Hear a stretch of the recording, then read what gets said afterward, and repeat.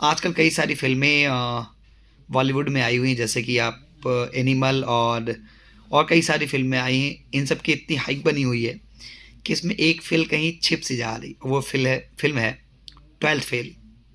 हाँ, मैंने बीते दिनों फ़िल्म ट्वेल्थ फ़ेल देखी मैंने, पास नहीं बल्कि ट्वेल्थ फ़ेल मैंने देखी।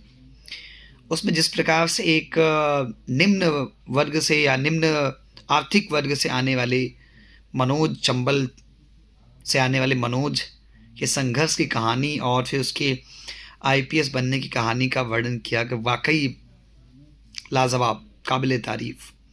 मुझे लगता है कि हर युवा को जो कंपटीशन के क्षेत्र में है, जो किसी परीक्षा की तैयारी कर रहा है, जो विपरीत परिस्थितियों में तैयारी कर रहा है, उसे इस मूवी को 4 से 5 बार देखना चाहिए।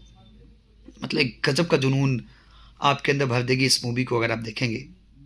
फ़िल्म के स्टार्टिंग से ही जहाँ उसके संघर्षों को दिखाया जाता है, असली मोड़ तब आता है जब वो चक्की में काम करते हुए, आटा चक्की पे काम करते हुए 12 से 15 घंटे काम करता है, 3 घंटे सोता है, शेष बचे टाइम में रात को वो पढ़ता है और जिस कंडीशन में वो पढ़ता है, मतलब झकझोर देने वाली कहानी। उसके बाद भी उसके जो फौलादी इरादे हैं कि नहीं मुझे बनना है, आईपीएस तो बनना है, और इंटर में उसको डीएसपी के द्वारा दी गई सीख कि अगर आपको जीवन में सफल होना है तो चीटिंग छोड़ दीजिए।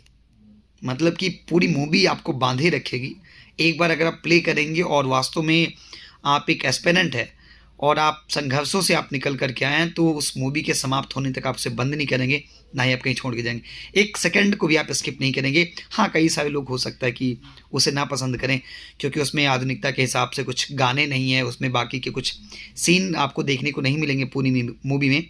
लेकिन कई बार लोग चर्चा करते हैं कि किसी की लाइफ में इस प्रकार से किसी का आ जाना उसके जो लक्ष्य हैं उसको कई भटका देता है। लेकिन पूरी फ़िल्म देखने के बाद ये समझ आया कि वो अटकाने भटकाने वाला स्थिति वहाँ पे कहीं आपको देखने को नहीं मिलता है। मनोज जो कि मुख्य किरदार है पूरी फ़िल्म में, उसके जीवन में श्रद्धा नामक लड़की का आना होता है और उसका मित्र जब उसकी आलोचना करता है कि श्रद्धा के चलते आप सिलेक्शन नहीं पा रहे, श्रद्धा ने कह दिया कि अगर तुम मुझसे कह रहे थे कि अगर मैं तुम्हें आई लव यू कह दूं तो तुम दुनिया पलट दोगे ना, चाओ पलट दो दुनिया, मैं कह रही हूँ। मतलब कि रोंगटे खड़े करने वाले इमोशंस जो है ना, बहुत मजबूती के साथ निकल कर के आ रहे थे। और उसका ये कह देना डिप्टी एसपी होने के बाद भी कि तुम मनोज, तुम चाहे आईपीएस बन जाओगे या तुम आटा चक्की पे काम करोगे, मैं शादी तुम्ही से करूँगी, इमोशंस को जगा देता है। और सबसे अंत में सुबह के 3 बज रहे थे जब मैं उस मूवी को देख रहा था, और जब फ़िल्म में मनोज ने अपनी माँ को फ़ोन पे बताया कि माँ मैं आईपीएस बन गया हूँ, और जिस इमोशन के साथ वो मूवी चल रही थी, विश्वास नहीं करेंगे आप, सुबह के 3 बजे फ़िल्म देखते हुए आँखों में आँसू थे। जैसे कहते हैं ना खुशी के आँसू। वो एक संघर्ष, इतने संघर्ष के बाद किसी को जब सफलता मिलती है, तो उसकी क्या स्थिति होती है। उस सुबह के 3 बजे आँखों में आँसू थे। और तो और उसका पिता फ़ोन पे कहता है कि मैं जा रहा हूँ। कहाँ जा रहे हो?